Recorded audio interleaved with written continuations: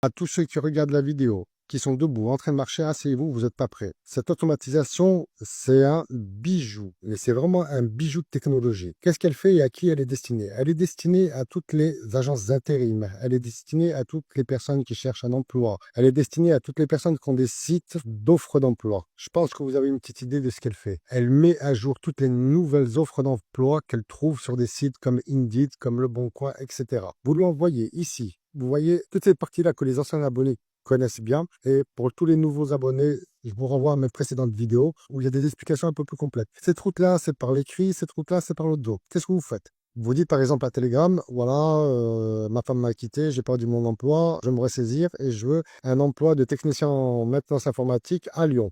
D'accord. Lui, toute votre vie, il s'en fiche. Il va récupérer technicien en informatique à Lyon. Il va générer une URL. Il va l'envoyer. Il va générer un JSON, pardon. Il va l'envoyer pour générer une URL. Quand il va générer l'URL, il va envoyer une requête sur le site Indeed. Le site Indeed va répondre. En fait, il va y avoir énormément de données, c'est-à-dire il va y avoir le nombre d'offres d'emploi selon vos critères. Donc ici, pour éviter les complications, j'ai préféré ne pas envoyer toutes les données d'un coup et utiliser ce node Loopover qui va pas filtrer, mais qui va faire passer les données une par une. On va scraper chaque page individuelle. Donc là, on va scraper, on va faire du nettoyage, on continue le scrapping. Une fois que la première URL est traitée, elle va être inscrite sur le Google Sheet et on va créer une boucle et on va revenir pour la deuxième URL. Tout est stocké ici de toutes les manières. On va faire une boucle jusqu'à qu'il n'y ait plus rien. Donc, mieux que les paroles, les actes. Alors, on va déclencher le workflow.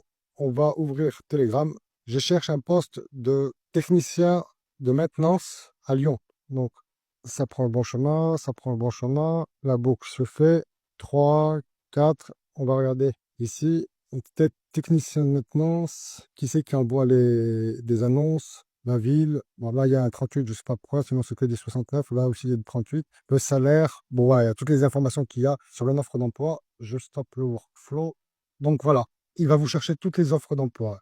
Le deuxième intérêt de ce workflow, c'est qu'il n'utilise pas d'API. Comme pour celui du Bon Coin, il n'utilise pas d'API. Ça veut dire qu'en fait, vous n'avez rien à payer. Vous envoyez autant de requêtes que vous voulez, vous n'avez rien à payer. Si vous avez une agence d'intérim, vous aurez toujours les dernières annonces d'offres d'emploi à jour. Si vous avez un site d'offres d'emploi, vous aurez toujours les dernières annonces de tous les sites d'offres d'emploi à jour. Si vous cherchez du travail, vous aurez toujours les dernières offres d'emploi à jour pareil. Alors franchement, c'est pas une belle automatisation. N'hésitez pas à me le dire en commentaire. Dites-moi ce que vous en pensez. Abonnez-vous, likez et commentez.